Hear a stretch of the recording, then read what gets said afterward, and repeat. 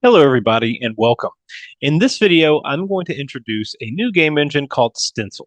Stencyl's been around for a little while now. It is free. There is a free version, but there's also, I think, two paid for versions. One is $100 a month. One is about $200 a month. So there's a couple different options, but in this video and in the next sequence of videos in this whole playlist, I'll be covering Stencyl and just getting used to or getting into the program, opening up the engine, looking at the interface, and creating some basic functionality and really simple kind of game elements. Stencyl is a really great engine. It's easy, it's accessible, it is a no code engine. And if you've worked with Scratch or GDevelop in the past, um, there's a lot of elements in Stencyl that will feel really familiar and feel pretty intuitive.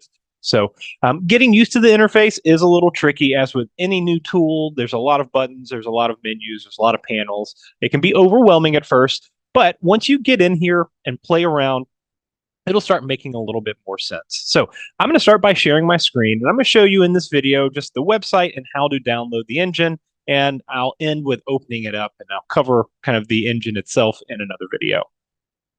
So you should be able to see my screen here. Yep, I think you're looking at the right one. Um, so I'm in my web browser. What I'm going to do is just type in Stencyl, Stencyle. And I'll just type in game engine, hit enter, and close to the top, I'll see Stencyl.com. Stencyl, make iPhone, iPad, Android, and Flash games without code. So let's click on here. And this is the main website of Stencyl. So it's pretty straightforward. We can scroll through here. It's pretty clean. It's pretty easy to read and kind of understand. As you can see here, there are no coding required. So you can build game logic in a snap, literally. Again, if you've played with Scratch or worked with Scratch in the past, this screenshot might look very familiar. So code in Stencyl is predominantly based on code blocks and building block structures. So just like Scratch, we're using blocks to create game logic, and we're not going in and adding lines of individual code. So there are several drag and drop features, and you'll notice that if you get into Stencyl from a background of Scratch or having history in Scratch, Stencyl has a lot more code block options, and you can really get into the weeds a lot more than you could with Scratch. So you can create masterpieces, right? You can create games. Now, one of the things about Stencyl is that you're going to only be making 2D games. There's not really much 3D components in here, so all of the games you create are going to be 2D games. Just keep that in mind. There are ways to monetize in your games, and a lot of these systems are built in, very similar to GDevelop. So you can add ads to your games, you can create options for monetization, and you can seek sponsorship as well. You can also get your game on the app stores, both for Apple and for Google. So that's kind of it on the homepage. Um, Now you see probably several places you can download the app or download the engine. I'm going to get to that shortly, but I want to cover a few other things in here. So if we look at the very top bar, starting on the left, the Stencyl will take you to the home page. You can do a tour. So if I click on that, that's actually where we are now when you open up the website. We also can go to pricing. So like I mentioned earlier, there are three different tiers pretty much. There's the starter tier, which is totally free, and what I'll be showcasing in the next series of videos.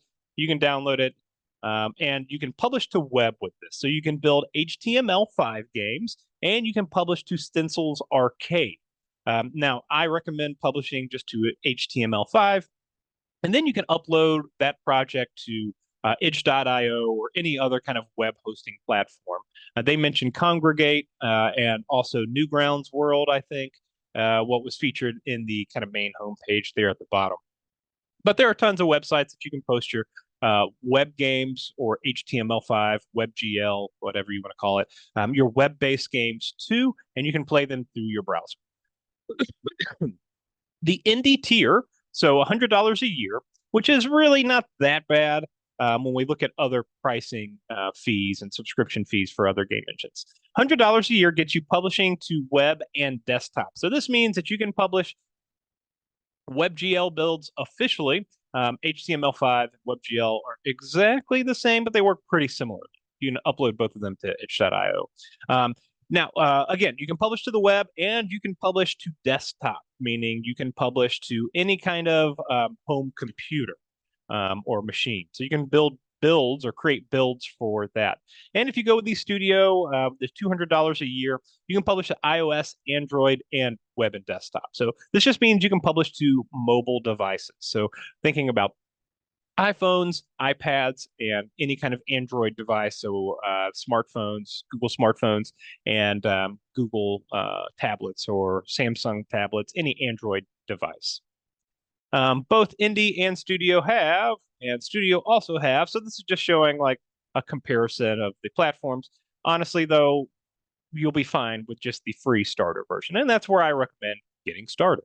Um, so there are some questions up here too, or down here too, and you can kind of consult this as necessary. There is also, so if we're looking back up here at these tabs, the help tab. And this is going to be one of the biggest ones and highly recommended that you check in here, especially after you've downloaded the engine and get started.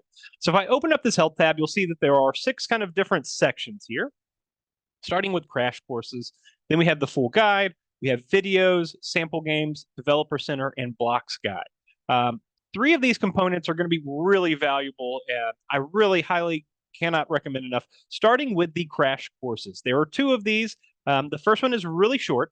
The second one is a little bit longer, but they come with project files, so they come with all the art assets that you need, and you have a guided tutorial on processing and creating your game, developing. So if I click on begin, you'll see that there is Crash Course 1, and then we have Crash Course 2. Both of these are beginner friendly. I'd say start with the first one. It says it takes about 30 minutes. It probably takes about 30 minutes. Yeah, that sounds about right. 15 to 30 minutes. If you're taking your time and going slow, then it might take closer to half an hour. But this is really easy, really straightforward, and it covers just getting started in Stencyl.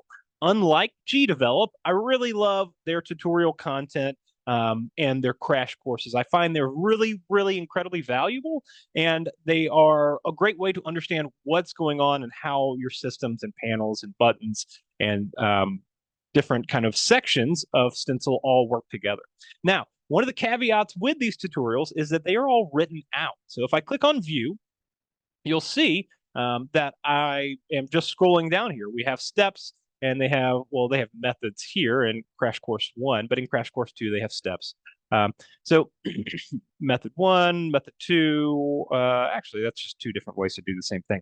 But they have clear guides. They have all of these wonderful tutorial screenshots, and they highlight exactly what you're supposed to do and how to do it. Both of the crash courses come with an asset package, pretty much.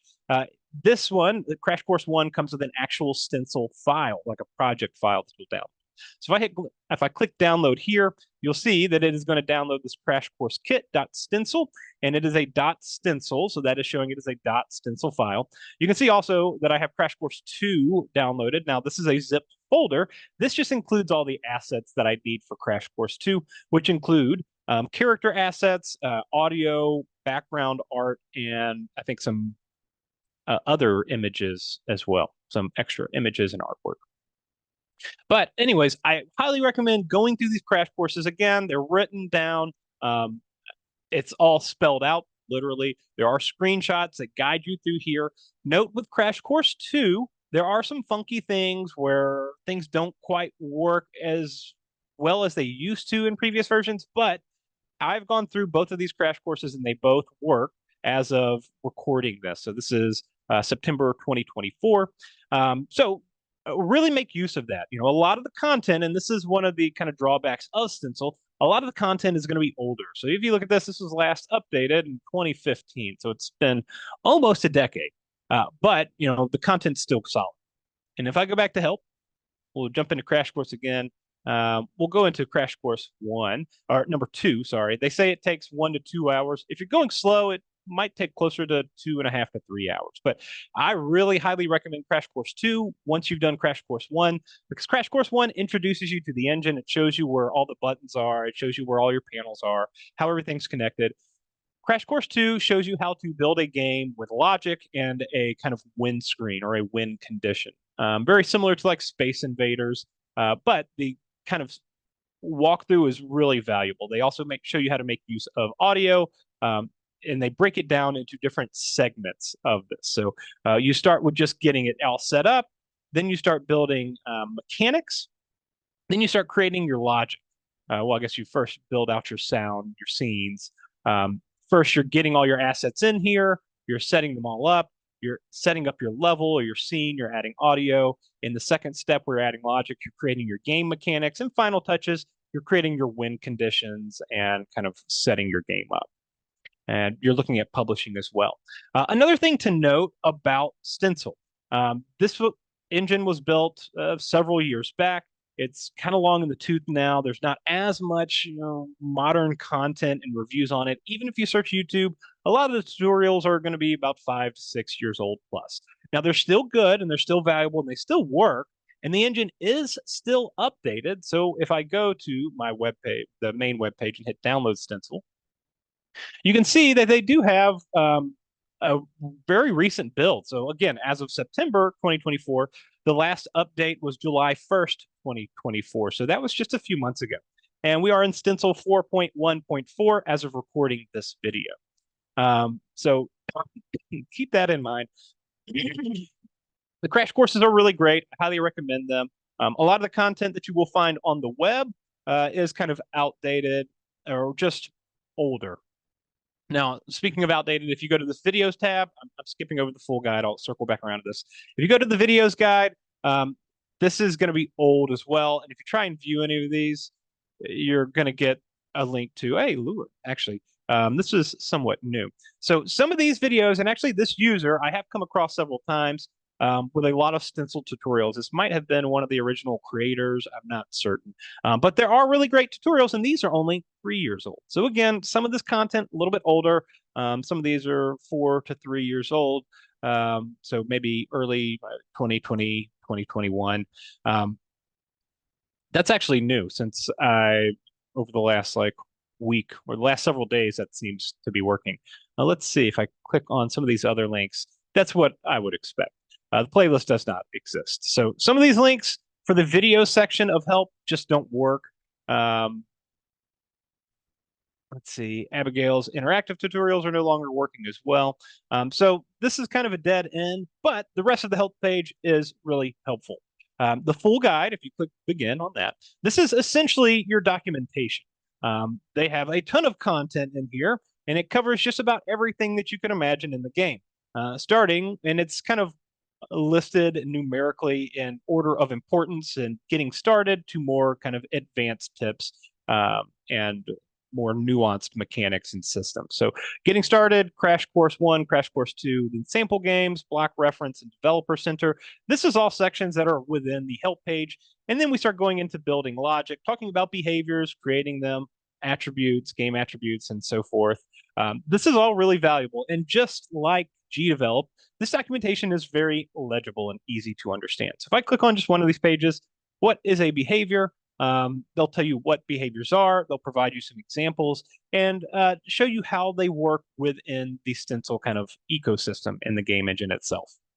They also have little game projects that you can play with a lot of good samples as well. So I highly recommend this. And you'll notice at the bottom, and this is the same case with the crash courses, that there are comments at the bottom that comment on whatever this section is talking about. Sometimes these comments can be really valuable because they can offer insights, or if something's changed, or if there's a workaround that needs to be had or done. A lot of times people will include those in comments. The comments aren't always helpful, but sometimes they are. And I highly recommend checking those out. Okay, next on the help page. So we covered crash courses, full guide, videos. Now, if we click on sample games, there are several sample games and kits that you can use. All samples require Stencyl 4.0 or later to run, so these have been relatively updated, right? There's not a lot of them in here. You see that there are 7 total between sample games and kits and third-party kind of components as well. So this looks like it's for GUI or GUI or user interface, graphics user interface.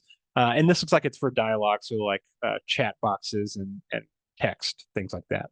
The jump and run kit, this is going to be something that you'll use probably for a platformer game, more complex than the jump and run sample above, which there is not one up here, but that was probably referring to the platformer.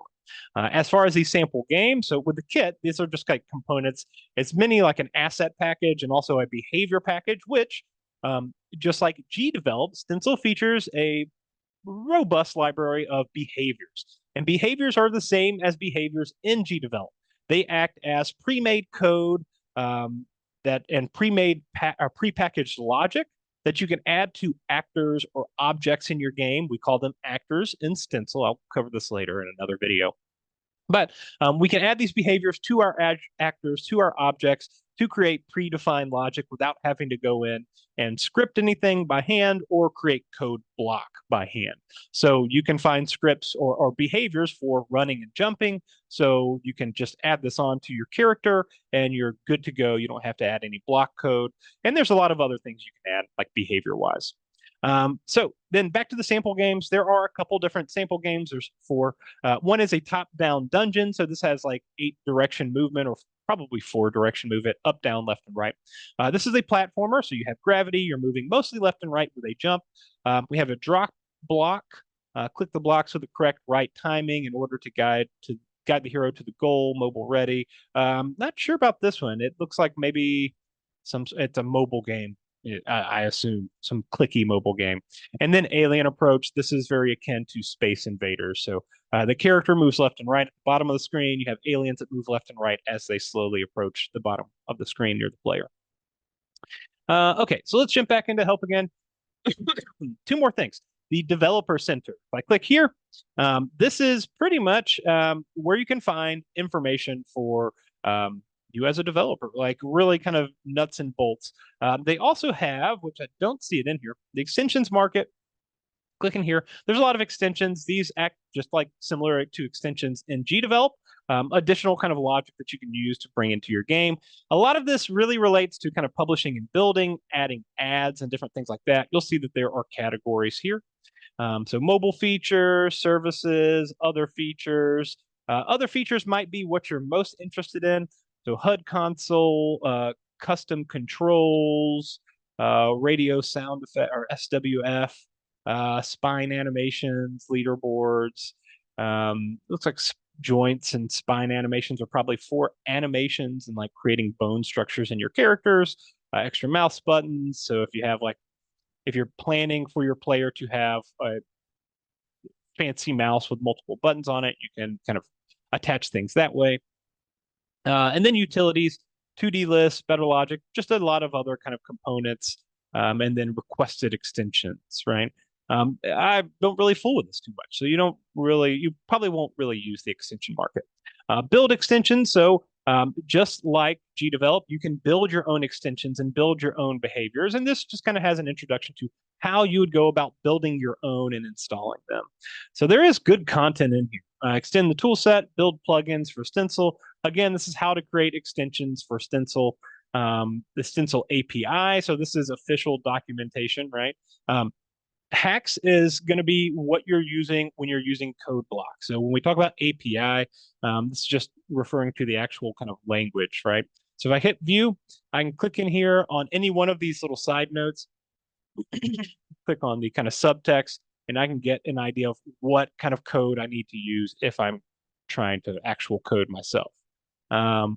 Again, I don't really fool with this too much. You probably won't either. Let me back out of here. Okay. Hacks primer. So Stencyl's coding language is Hacks. If you click this, I'm going to open it in another tab. This just gives you a little bit of info about the engine or the tool itself, like Hacks primer. So an introduction to kind of coding. Again, most of you probably won't be coding. You'll probably use a code block. And then finally, sample games, which is going to lead you right back to sample games. Get out of here. Okay, so we'll go back to help. And then finally, the blocks guide. This is really valuable. You will probably all be making use of this, and hopefully you will. So if I click block guide, this gives you an introduction to your building blocks, your code blocks, right? So if I start with the basics, what are the basics events? Excuse me. So these are going to be your basic events. So and I'll cover this in another video, but these are going to be the three kind of core events that you can create when we start doing events. So just like gdevelop, Stencyl also has an events page, and that is where you'll be going and adding in your code block. So unlike gdevelop, we're not adding kind of pseudocode or if-then statements. We're adding block statements and block code. So this is an outline of every single kind of block and type of block that there are. And some of this organization on the left side might not really make much sense to you, but it correlates to the game engine itself. So I'll bring this page back up later down the road whenever we start digging into the game engine itself. So I'm going to go back over to Stencyl.com. So the help page is also considered Stencylpedia. So if I click on the drop down here, it's just going to take me to this help page. So if you see Stencylpedia in like any of the Canvas pages or content anywhere, just know that it is the help page. They're one and the same. There's also forums, which I have found some of this content is still a little old. Some of these forums and threads are a little old, but they're still valuable. And from what I found, this is probably the best place to go and ask questions when you're working in Stencyl. If you can tell here, most all of these threads are relatively new. Within 3 weeks, looks like the oldest. Some of these I've seen are a little bit older, so it's kind of crazy that all of these are so recent. So um, that's actually very encouraging. But this is going to be the best place to kind of reach out. There's a lot of people in these forums that have been answering questions for the last 10, 15 plus years since the engine's been out. And there's a lot of regular users and hardcore like Stencyl users. So if you have questions, if you get stuck, if you can't find a tutorial or an answer on the web after you've done a thorough search, come here and ask a question there. And there are actually, let's see, if you click on this Ask a Question tab, you'll see that there are several suggestions on like making the most. Oh, here it is, making the most out of your post. So how to generate logs, which is something that if you're using these forums, they're going to ask you to do, like, hey, post your logs. That's the best way to get feedback. There's a guide on how to generate your logs. It's pretty easy. Debug logs, generate logs. They even have a screenshot here. What to do if your questions aren't being answered, right? And how to ask effective questions. These are all originally posted several years back, right? Oh, most of these are over 10 years old, 10 years old almost. But this is all still very relevant. And then if you go down here to topics, you'll see that all of this is very recent stuff. So a great place, a great resource to ask questions. You can chat. Let's see what's in here. I might link them. Yep. Okay, there we go. It's going to link you to Discord. So Stencyl does have a Discord. I haven't joined it myself. I've heard it's very active. So again, that's another great resource. You'll probably get answers a little bit quicker if you go there. And then we have Made in Stencyl, which is going to be the Stencyl Arcade. So you can play these games. You can get an idea of what is possible in Stencyl. It's pretty robust after all said and done. So you can do some really great things with it. So check these out and get an idea of what you might like. Now, finally, I'm going to end off with downloading Stencyl and show you what that looks like. So I'm going to hit download Stencyl. I can hit the download button. That was on that main page too. Doesn't matter. So Stencyl is a little bit different than a lot of the other game engines we've looked at so far. It is a multi-platform engine download. So you'll see this little multi-platform button. It's going to download the same link and the same download for if you're using a Mac, whether you're using Linux, or if you're using Windows. You're all going to install the same file. Now, if you're on a Mac and you're having trouble, there is a kind of guide over here. If I click on this, you can kind of look at those screenshots a little bit more in depth. But if you're getting an error about an unidentified developer, go to System Preferences, Security and Privacy, General, and click on Allow Anyway. And then there's a little bit more info and kind of some like info about, it looks like change list. So this is probably update notes for the latest version. A link to the crash course if you're new to Stencyl. Again, I highly recommend checking that out. And just a link if you want to publish to iPhone, iPad, Android, Mac, or Windows, you'll have to upgrade. You don't need to upgrade though. You're more than welcome to create a web build and send that in. Or what I would prefer you all to do when you're working on projects is build a HTML file, upload it to itch.io, and then send me the link. But anyways, I'm going to download Stencyl. I'm going to hit this multi-platform button. You'll see that it's going to start downloading something here.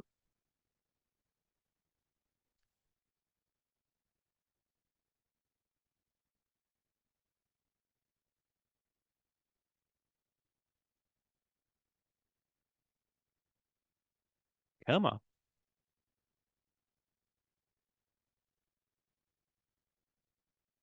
Still working on. Let's see. It says done. It doesn't show done.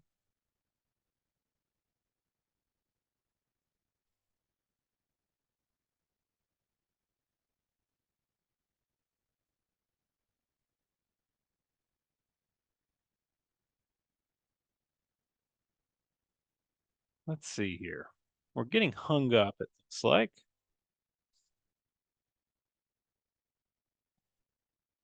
So it looks like it's maybe complete. I wonder if I have an older version. I have downloaded it already on this machine. I don't think I have the old zip version though. Okay, that's fine. Let's see. It says done right here, so I'm going to assume it is done. So what I'm going to do is open up my downloads where my file is downloaded at. I'm going to right click and I'm going to extract all and hit enter. Now, if you're on a Mac or Linux, this will look a little bit different. You'll have to follow a different process. But for Windows users, you'll have to just unzip this folder or decompress this folder. It is a zipped folder that you're downloading. And sometimes this can take a few minutes or a few seconds. Um, Everything within Stencyl exists within this folder, so it's can be a little dense sometimes.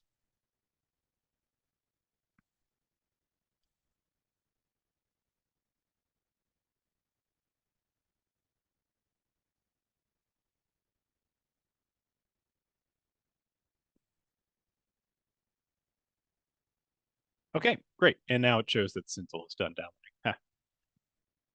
Okay, so I'm gonna just toggle down out of there. I'll toggle out of my Discord as well. Okay, so now I have my Stencil folder unzipped. I'll open this up. I'll see a subfolder called Stencil 4.1.4. If I open this up, you'll see now that I have several behavior or well, several folders, and I have a couple files down at the bottom as well. So there's a text document here called build. If we open this up, you'll see that have info just on what build and what release version this is. So this is version 4.1.4. Date is July 1st, 2024. Build 12,249 and branch release 4.1. And this is a public release. This is just kind of information about your build. Now, when you download Stencyl and you unzip the folder that you initially have, you want to keep everything in here. Do not move any of these files. Do not move any of these folders. Leave it as is. Stencyl is a little bit different than a lot of the other game engines we've used in that there is not like a dedicated icon that you can click on. You just have to keep this folder. Now, you can pull out this folder and drop it on your desktop like so. There you go. I'll close this out. And now if I open this up, you'll see that I have my Stencyl info, and this is going to be important. So if you're on Windows, again, that's what I'm working on. If you're on Mac or Linux, you're going to be doing something different. But if you're on Windows, in this file or in this folder with all of your subfolders and a couple sub files, you'll see a file called Stencyl-Windows. And if you have, let's see, I usually like to display extensions on here. So go to view and I check file name extensions. That way it shows me what kind of files I have. This is a .bat file or a batch file, .bat. Now, if you don't have the file name extensions showing here, you can look over at type and it will say Windows batch file. But Stencyl-Windows is what we're going to use to open the game engine. So if I double click this, you might notice that I had a little like black box, like a command box that popped up. Now, this is not the first time I've opened Stencyl, but if this is the first time you're ever opening Stencyl, you will get a little prompt before the game engine opens That's a little black window, like console window. And it will say something like it'll spit out some information, and then it will say, do you want to install the latest version of Java? And then it will give you a Y/ins for yes or no.